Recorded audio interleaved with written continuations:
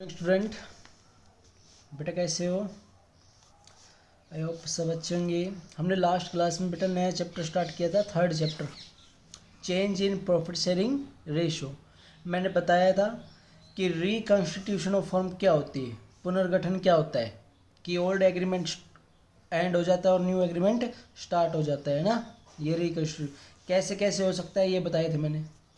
फिर बताया था कि भाई कोई पार्टनर रेशो में चेंज हो जाए तो क्या इफेक्ट पड़ेगा किसी चीज़ पर। एक पर्सन सेक्रीफाइस करेगा तो दूसरा क्या करेगा, गेन करेगा। समझ गए? सेक्रीफाइस और गेनिंग रेशो क्या होते हैं ये बताया था मैंने आपको, ठीक है। तो उसके बाद बताई थी व्हाट इज गुडविल। गुडविल क्या होती है भाई आपकी, ये बताई थी मैंने आपको, गुडविल क्या होती है। उसके बाद बताया था इसको फैक्टर, इसको इफेक्ट करने वाले फैक्टर कौन कौन से हैं, यहाँ तक बताया था मैंने। बताई थी गुडविल दो तरह की होती है, एक तो परचेज और एक सेल्फ जनरेटेड।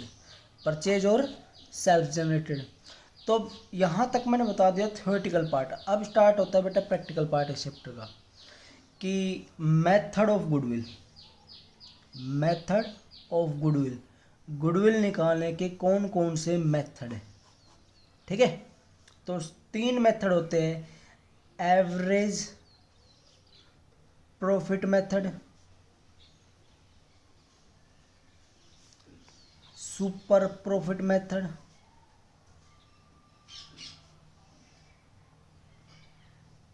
और थर्ड है कैपिटलाइजेशन मेथड। कैपिटलाइजेशन मेथड, ठीक है। Average profit method, super profit method और कैपिटलाइजेशन मेथड, 3 मेथड होते हैं गुडविल निकालने के। तो सबसे पहला मेथड कर रहे हैं हम, एवरेज प्रॉफिट मेथड, औसत लाभ विधि। औसत लाभ विधि। देखो एवरेज प्रॉफिट मेथड क्या होता है।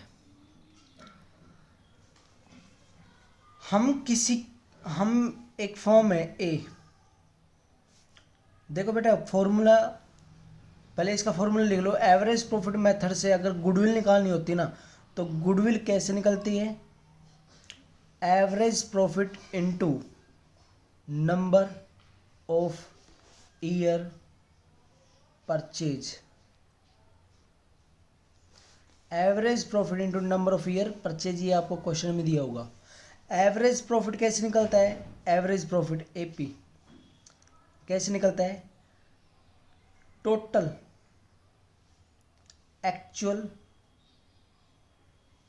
Profit divide by number of year. Number of year. देखो आप अब एवरेज कैसे निकलता है भाई, आपको पता होना चाहिए। एवरेज आपको मान लो 5 पेपरों में 360 नंबर आए, तो 5 से डिवाइड करोगे और 100 से मल्टीप्लाई करोगे, एवरेज आ जाएगा। 500 में से 360 आए तो क्या करोगे, एवरेज आ जाएगा। 5 7 72% बनी आपकी। एवरेज ऐसे निकलते हैं ना कि जितने नंबर आए हो, जितने पेपर उससे डिवाइड कर दो, है ना। तो वही है कि जितने सालों का प्रॉफिट दे रखा है उनका टोटल करके जितने साल है उससे डिवाइड कर दो, नंबर ऑफ ईयर से डिवाइड कर दो, एवरेज आ जाएगा आपका। देखो इसमें गुडविल कैसे क्यों निकाली जाती है, ये फॉर्मूला रटना नहीं है, समझना है हमें, ठीक है। क्या हुआ, average profit, total actual profit, मतलब अब टोटल एक्चुअल प्रॉफिट कैसे निकलता है। टोटल एक्चुअल प्रॉफिट, आपको एक ईयर का प्रॉफिट दिया होगा, प्रॉफिट फॉर दी ईयर, आपको किसी साल का प्रॉफिट दिया होगा, ठीक है। उसमें एबनॉर्मल लॉस, पिछले साल हमने एबनॉर्मल लॉस को माइनस किया होगा। एबनॉर्मल लॉस होता है जैसे कोई आग लग गई या कुछ, मतलब एबनॉर्मल, असामान्य, जो होता नहीं लेकिन हो गया, तो एबनॉर्मल लॉस है तो हमने उसको माइनस किया था प्रॉफिट में से, अब हम उसको प्लस कर लेंगे एबनॉर्मल लॉस को, और एबनॉर्मल गेन है तो हम उसको माइनस कर देंगे। उससे क्या होगा, हमारा एक्चुअल प्रॉफिट आ जाएगा। क्या आ जाएगा, एक्चुअल प्रॉफिट। समझ गए, ये फॉर्मूला होता है। पहले तो एवरेज निकालोगे, आपको टोटल 3 या 4 साल जितने भी कहा है उसका वो दे रखा होगा प्रॉफिट, और नंबर ऑफ ईयर से डिवाइड कर देना कितने सालों को दे रखा है। लॉस है तो माइनस कर देना, फिर एवरेज आ जाएगा, उसको नंबर ऑफ ईयर परचेज से मल्टीप्लाई कर देना। क्वेश्चन में दिया होगा आपकी क्या आ जाएगी, गुडविल। समझ गए। अब देखो आपका थर्ड क्वेश्चन है, calculate goodwill of the firm on the basis of 3 year. Firm की गुडविल निकालनी है, फर्म की गुडविल निकालनी है हमें।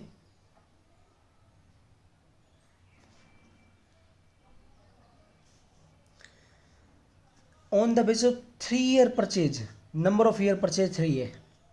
एवरेज प्रॉफिट के हिसाब से of the average profit of last 5 year, पिछले 5 सालों का एवरेज दे रखा है। 2013-14 का दे रखा है बेटा, 2013-14 के दे रखे, 15-16 के दे रखे, 16-17 के दे रखे, 16-17 के दे रखे, 17-18 के दे रखे। ठीक है, हमें निकालना है क्या, गुडविल। गुडविल किस बेस पे निकालनी है, 3 year purchase of average profit, यानी गुडविल एवरेज प्रॉफिट का नंबर ऑफ ईयर परचेज 3 दे रखे। और एवरेज प्रॉफिट कैसे निकलता है, total actual profit divide by number of year purchase, number of year है ना। 5 सालों का प्रॉफिट दे रखे, हमें एक्चुअल प्रॉफिट चाहिए ना। अब एडजस्टमेंट पढ़ना। ऑन 1 जनवरी 2016, 1 जनवरी 2016 को a fire broke out which result into a loss of goods 3 lakh का। 1 जनवरी 2016 किस साल के अंदर आते हैं भाई, कौन से ईयर के अंदर आते हैं, 15-16 के अंदर आते हैं, 15-16। 1 अप्रैल 15 को स्टार्ट हुआ था और 31 मार्च 2016 को क्लोज हो गई ईयर, तो इसके अंदर ही आया ना 1 अप्रैल जनवरी। तो 1 जनवरी को कुछ सामान आग के कारण नष्ट हो गया 3 लाख रुपए का, और हमें 70,000 रुपये का इंश्योरेंस क्लेम मिल गया। तो यानी हमें एक्चुअल लॉस कितना हुआ है भाई, 230 का लॉस हुआ है ना। क्या ये नॉर्मल लॉस है, क्या ये हर साल होता है, नहीं ना, कभी कभार होता है, एबनॉर्मल लॉस है। मैं किसी का बिजनेस खरीद रहा हूँ, उसने कहा भाई मुझे है ना 60,000 का लॉस हुआ था, 60,000 का लॉस हुआ था 15-16 में, कितने का लॉस हुआ था, 60,000 का। अब ये बताओ 60,000 का जो लॉस हुआ था, क्या वो किस कारण हुआ था, जब एक सामान जल गया था, 2,30,000 का लॉस हुआ था। अगर वो लॉस नहीं होता, क्या ये नॉर्मल है, नहीं है ना। तो हम तो एक्चुअल लेके चलेंगे, तो नॉर्मल लॉस क्या होगा, तो वो एबनॉर्मल लॉस को प्लस कर देंगे, बताया था मैंने, प्लस कर दिया 260 को 230 को। ठीक है, आगे कहता है during the year 2000 ended 31 March 2017 firm received an unexpected tax refund. 31 मार्च 2017 किसके अंदर आता है, इसके अंदर आता है 16-17 में। फर्म को अनएक्सपेक्टेड टैक्स रिफंड कर दिया, अनएक्सपेक्टेड टैक्स रिफंड कर दिया, फर्म रिसीव हुई है। एबनॉर्मल इनकम है, तो एबनॉर्मल इनकम क्या करेंगे, माइनस कितने, 80,000 रुपये। तो ये करने के बाद हमारा एक्चुअल प्रॉफिट आया 230 प्लस के और 60,000 लॉस माइनस के, तो क्या बचे 1,70,000 प्लस के बचे, 1,70,000 प्लस के बचे। ऐसे ही 1.5 लाख में से 80,000 गए, 70,000 बचे। तो ये हमारे 5 साल को आ गया। अब एवरेज प्रॉफिट निकाल लो बेटा। एवरेज प्रॉफिट कैसे निकलेगा, टोटल कर लो सबका, 4 lakh plus 5 lakh plus 170 plus 70 और प्लस 2.5 लाख, डिवाइड बाई 5 साल है ना, 5 से डिवाइड। तो 4 और 5 9, 9 और 1 10 लाख 70, 10 लाख 70 और 70 11 लाख 40, 11 लाख 40 और 2 13 लाख 40, 13 लाख 40 और 50, 13,90,000। 13,90,000 को 5 से डिवाइड करेंगे, 13,90,000 को 5 से डिवाइड करेंगे, 5 दूनी 10, 3 9 5 7 35, 4 0 5 8 40, 2,78,000 हमारा क्या आ गया, एवरेज प्रॉफिट आ गया हमारा। अब हमें गुडविल निकालनी है। गुडविल का formula average profit into number of year purchase 3 थे ना, तो 3 से गुना कर दो, 0 0 0, 8 8 24, 2 7 21 2 23, 2 8 8,34,000 रुपये हमारी गुडविल आ गई फर्म की। बेटा देखो, हमें 5 सालों का प्रॉफिट या लॉस दे रखा था, हमें एक्चुअल प्रॉफिट चाहिए ना। ये क्या, मैंने उससे पूछा भाई 2013-14 में कितना प्रॉफिट हुआ, उसने कहा सर हम मुझे 4 लाख का, मैंने कहा उसमें 14-15 में 5 का, ऐसे उसने कहा 15-16 में सर मुझे लॉस हुआ था 60 का, ठीक है। तो 15-16 में एक एबनॉर्मल लॉस हुआ था 2,30,000 का, क्योंकि सामान जल गया था। क्या वो नॉर्मल है? नहीं है ना वो नॉर्मल। तो एबनॉर्मल लॉस होना, तो एबनॉर्मल लॉस को क्या कर दोगे? प्लस। और इस साल एबनॉर्मल गेन हुआ था, उसको क्या कर दोगे? माइनस। फिर टोटल कर लोगे, एक्चुअल आ गया। अब इनका सबको टोटल करो और 5 साल है, 5 से डिवाइड कर दो नंबर ऑफ ईयर, तो एवरेज आ गया हमारा 2,78,000, यानी हर साल 2,78,000 कमा रहे, है ना। और तो इसका फ़ायदा हमें 3 साल तक मिलेगा, तो 8,84,000 हमारी फर्म की गुडविल बन गई। समझ गई? ये थर्ड क्वेश्चन था आपका। फोर्थ क्वेश्चन देखो, ए और बी पार्टनर इक्वल बांटते हैं, उन्होंने सी को एडमिट किया, कोई बात नहीं। फर्म की गुडविल निकालनी है, इज टू बी वैल्यूड 150%, 150% होगी एवरेज एनुअल प्रॉफिट का, पिछले लास्ट 5 ईयर का। तो पिछले 5 सालों का प्रॉफिट दे रखा है, आगे कुछ कह रखा है? बिल्कुल कह रखा है, बिल्कुल कह रखा है, ठीक है बेटा, दे रखा है हमारा। अब क्या करेंगे, हमें पिछले 5 सालों का प्रॉफिट दे रखे हैं, हमने लिख लिया। 31 मार्च 2015 को ये थे, 16 को, 17 को, 18 को, 19 को। 18 में 20,000 का लॉस हुआ था, ठीक है। गुडविल कितनी होगी? गुडविल कितनी होगी? जो एवरेज प्रॉफिट आएगा ना, एक्चुअल एवरेज प्रॉफिट, उसका 150% होगी। कह रखा है कि गुडविल कितनी होगी? 150% ऑफ एवरेज प्रॉफिट। अब एवरेज प्रॉफिट ये दे रखे हैं हमें टोटल हर साल के प्रॉफिट। अब देखो क्या कह रखा है हमारे, क्या कह रखा है? It was observe that during the year ended 31 March 2016 and assets थी, ओरिजिनल कॉस्ट थी जिसकी 2 लाख। 31 मार्च 2016, 31 मार्च 2016 का मतलब इस साल, इसमें एक एसेट्स कितने की थी? 2 लाख की थी, लेकिन उसकी आज बुक वैल्यू है 1.5 लाख, यानी 50,000 डेप्रिसिएशन लग चुका, ठीक है। आज उसकी वैल्यू है 1.5 लाख, और बेचा कितने में, सोल्ड कितने में किया? 1,24,000। कितने का लॉस हो गया हमें? 26,000। क्या है भाई, हमारा डेली का काम था कि भी एसेट्स को बेचे? नहीं ना, सामान बेचना होता है बिजनेस का काम, एसेट्स बेचना नहीं।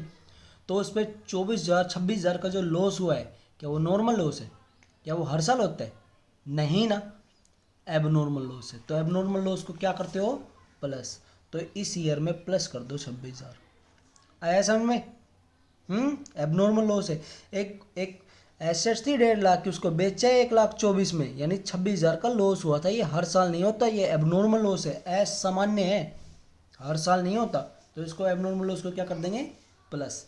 यानी 60,000 का प्रॉफिट हुआ था, अगर वो 26,000 का लॉस नहीं होता तो हमें एक्चुअल प्रॉफिट कितना होता? 86,000 का। आए समझ में? अगली एडजस्टमेंट पढ़ो। ऑन 1 अप्रैल 2017, 1 अप्रैल 2017 को 2 कंप्यूटर थे जिसकी कॉस्टिंग क्या थी? 1 लाख। वर परचेज किए थे हमने, were wrongly debit to travelling expense. बेटा कंप्यूटर क्या होते हैं? एसेट्स होते हैं, एक्सपेंस होते हैं? एसेट्स होती है ना कंप्यूटर। एक कंप्यूटर थे 1 लाख के, जाना चाहिए उनको एसेट्स में, लेकिन हमने गलती से उनको एक्सपेंस मान लिया। और एक्सपेंस मान लिया तो क्या हुआ होगा हमारा? क्या हुआ होगा? लॉस हुआ होगा।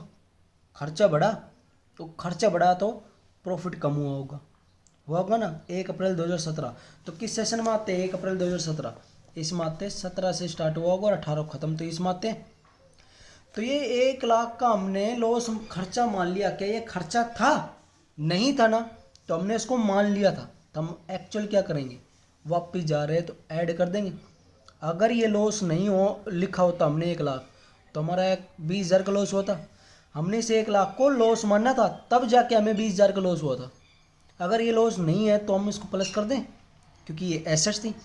तो हम प्रॉफिट एंड लॉस में क्या किया होगा, हमने प्रॉफिट एंड लॉस में इसको लॉस मानना होगा, 1 लाख यहाँ दिखाए होंगे और इसका मतलब खर्चा बढ़ा तो प्रॉफिट कम हुआ होगा, यानी लॉस हुआ था 20,000 का। तो वापस जा रहे हैं तो क्या करेंगे, प्लस कर देंगे क्योंकि ये एसेट्स थी। अब ये अगर एसेट्स है तो इस पर क्या लगना चाहिए था, डेप्रिसिएशन। अब पहले हमने इसको एसेट्स नहीं माना था, खर्चा मानना था, कोई डेप्रिसिएशन लगाया होगा, नहीं लगाया ना। अब हम इसको एसेट्स मान रहे हैं तो हम एसेट्स में डाल दिया, यहाँ प्लस कर दिया प्रॉफिट एंड लॉस में। तो इस पर डेप्रिसिएशन कितना लगता, 20%। तो 20% यानी 1 लाख का 20% 20,000 रुपये लगेगा। तो एक्चुअल में डेप्रिसिएशन 20,000 यहाँ लगता है ना। और रिटर्न डाउन वैल्यू मेथड है, हर साल सेम नहीं होता, जो रिमेनिंग प्राइस उस पर होता है।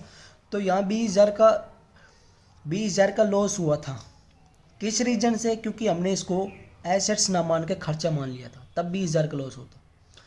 अगर ये एसेट्स होती है तो क्या करेंगे, ऐड कर देंगे, यानी एक्चुअल में 80,000 का प्रॉफिट होता। अगर हमने इसको एसेट में डाले तो डेप्रिसिएशन लगाएंगे, पहले नहीं लगाया होगा तो 20,000 डेप्रिसिएशन लगा दो माइनस। तो यानी हमारा एक्चुअल प्रॉफिट आ गया 80,000 का। हमारा एक्चुअल प्रॉफिट कितना होता है बेटा, 80,000 नहीं, 80 नहीं, 60,000। 60,000 कैसे, 20 माइनस के 60 हो गए, 40 हो गए, 1 लाख में 40 गए 60, है समझ में।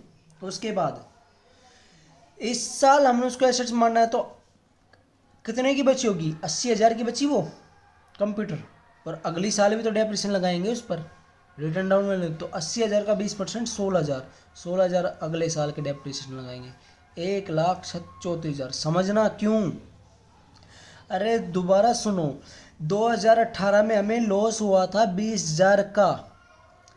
क्यों हुआ था, क्योंकि हमने एक एसेट्स को हमने खर्चा मान लिया था, तो हम वापस खर्चा मान लिया था तो माइनस किया था, अब उसको क्या कर देंगे, प्लस कर दिया, क्योंकि अब हमने यहाँ से हटा के प्रॉफिट एंड लॉस में हमने उसको एसेट्स में दिखा दिया 1 लाख का। अब एसेट्स में दिखा दिया तो उस पर डेप्रिसिएशन लगना था, वो पहले नहीं लगाया था तो अब लगाएंगे। तो अब एक्चुअल में डेप्रिसिएशन लगाना तो 20,000 डेप्रिसिएशन लगता, तो 1 लाख प्लस कर 20 माइनस के 40 तो 60,000 होते। अब वो कंप्यूटर कितने के बचते, 80 के बचते ईयर के एंड में, 2018 के एंड में बचते। अब अगले साल भी तो डेप्रिसिएशन लगेगा, 80,000 का 10% 20%, तो 16,000 अगले साल में से माइनस करो, तो हमारा एक्चुअल प्रॉफिट ये आ गया। अब एवरेज प्रॉफिट क्या आ जाएगा, इन सब को जोड़ो, 40 plus 86 plus 1 lakh plus 60,000 plus 1,34,000 और डिवाइड बाई क्या कर दो, 5 सालों का दे रखा तो 5 से डिवाइड कर दो। तो ये आया हमारा टोटल 4,20,000। 4,20,000 को 5 से डिवाइड करोगे 84,000 हमारी क्या आ गई, एवरेज प्रॉफिट आ गया हमारा। अब गुडविल निकालने के लिए क्या करोगे, गुडविल कितना है, 84,000 का 150%, 10 से ये 84 गुना 50, 1,26,000 फॉर्म की क्या आ गई बेटा, गुडविल। आगे समझ में। नेक्स्ट देखो नेक्स्ट क्वेश्चन, ए और बी पार्टनर है, ए और बी पार्टनर है, ठीक है। 2 बांटते उन्होंने सी को एडमिट किया, वो ये तो कहानी है सब बेटा। For this purpose goodwill is valued 80% of the average profit of previous 3 और 4 year whichever is higher. ये कब डिसाइड किया था, 1 अप्रैल 2017 को। तो ये कह रहा है गुडविल होगी 80% कब की, या तो पिछले 3 साल या पिछले 4 साल, जो भी ज़्यादा होगा ना एवरेज उसका 80% गुडविल होगी। तो 1 अप्रैल 2017 को डिसाइड किया है, तो पिछले 3 साल कौन से हुए, कब ख़त्म होंगे पिछले 3 साल, 14, 15, 16, 17 दे रखे 4, तो पिछले 3 साल कौन कौन से। अब आप कहोगे सर 16, 15 और 14। अरे बेटा 1 अप्रैल 2017 को कहा है डिसाइड किया था, तो इससे पिछला साल कब ख़त्म हुआ था, 31 मार्च 2017 को ही तो हुआ था। 1 अप्रैल को तो नया साल स्टार्ट हो गया। तो पिछले 3 साल ये 17, 16 और 15, तो पिछले 3 सालों को टोटल एवरेज निकालना, 1,20,000 और 80, 2 लाख, 2,76,000। तो 2,76,000 को 3 से डिवाइड करेंगे, एवरेज आया हमारा 92।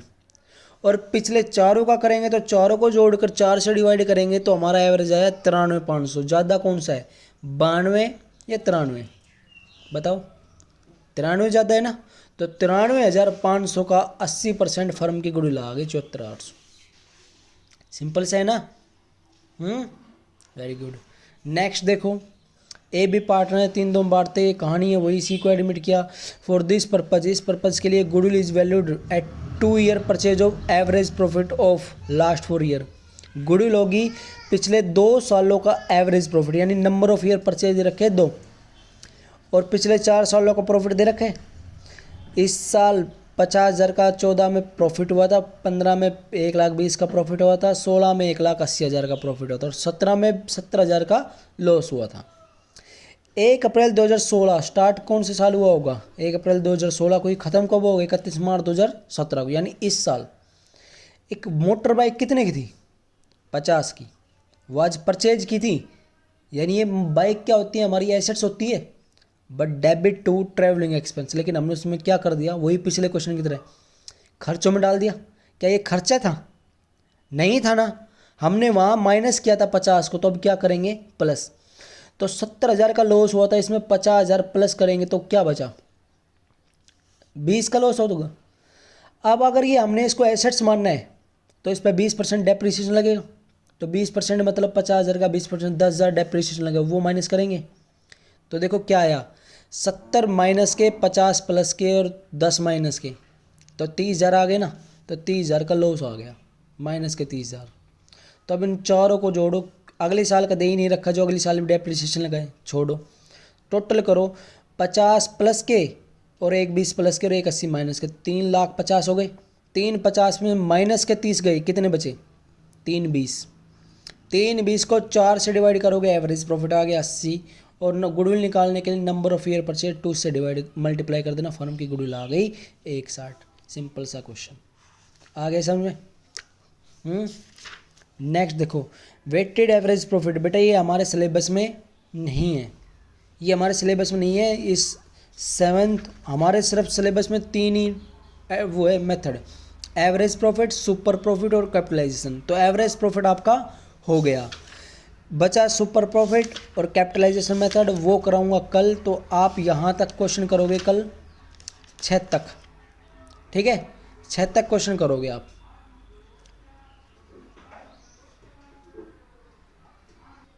6 तक अपनी फेयर नोटबुक में क्वेश्चन करो और मुझे आज सेंड करो होमवर्क, ठीक है। हैव ए नाइस डे बेटा।